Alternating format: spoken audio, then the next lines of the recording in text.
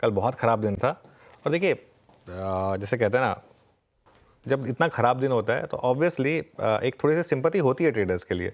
लेकिन अब मार्केट ही ऐसा है ना, क्या करें। अब मार्केट ऐसा है तो आपको थोड़ा सा केयरफुल रहने की ज़रूरत है। दिक्कत क्या है ना आशीष, मैं बताऊँ आपको, ये मार्केट में ना, अब हमने तो खैर इतने सारे फेजेस देखे हैं और हमारी स्किन तो काफ़ी थिक हो गई है ये सब चीज़ें देख देख कर। जो नया पैसा आया ना, इसने मार्केट में करेक्शन नहीं देखी है।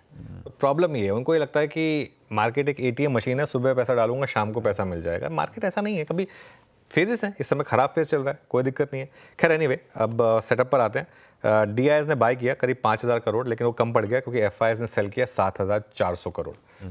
ये नंबर फिर बढ़ा है। और अब अगेन दिक्कत ये है कि क्या वापस आप 8, 10, 12, 15,000 करोड़ वाली सेलिंग पे जा रहे हैं। वो बाहर से आएंगे आपके स्क्रीन पर। देखिए वो 1,750 करोड़ पे नंबर आ गया था, फिर 3,400 करोड़ पे नंबर आया और अब 7,400 करोड़ पर आया। उससे पहले हम लगातार 4900, 4100, 3700, 1700, एक फीलिंग आ रही थी कि एफआईएस बेच बेच के थक गए हैं। लेकिन क्लियरली वो फीलिंग गलत निकली। एफआईएस के पास बहुत है बेचने के लिए, वो बेचे जा रहे हैं। डीआईएस कॉम्पनसेट कर रहे हैं उसको, ठीक है। एक चीज़ मैं जोड़ देता हूँ, अगर आपका मीडियम टर्म का व्यू है तो ये डीआईएस का नॉर्मली जो व्यू होता है वो सही बैठता है मीडियम टर्म में। नॉर्मली शॉर्ट टर्म में एफआईएस प्राइस डिटरमिन करते हैं, वो हम सबको पता है।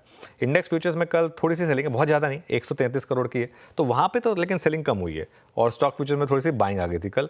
विद इन इंडेक्स फ्यूचर्स कल निफ्टी, बैंक निफ्टी दोनों में मामूली सी सेलिंग थी। और वो टेबल आएगी आपकी स्क्रीन पर, तो वहाँ से कोई बहुत ज़्यादा क्यूज़ आपको मिले नहीं। इवन लॉन्ग शॉर्ट में भी कोई बहुत ज़्यादा क्यूज़ नहीं मिले आपको, क्योंकि 6,000 लॉन्ग कम हुए कल और 4200 शॉर्ट कम हुए सिस्टम में। और वो लॉन्ग शॉर्ट का जो ग्राफ है वो ऑलमोस्ट एज इट इज़ ही है जो कल था। और अगर आप टेबल फॉर्मेट में देखेंगे तो 1,70,000 के करीब हम शॉर्ट हैं, 33% नेट लॉन्ग इस समय मार्केट में, तो ठीक है। इंडेक्स ऑप्शंस का मामला जो था ना वो बहुत इंटरेस्टिंग था कल। कॉल लॉन्ग में -5 लाख, कल एक्सपायरी भी थी, इसके लिए उस पर्सपेक्टिव से देखें तो कल वहाँ पर काफ़ी अनवाइंडिंग हुई।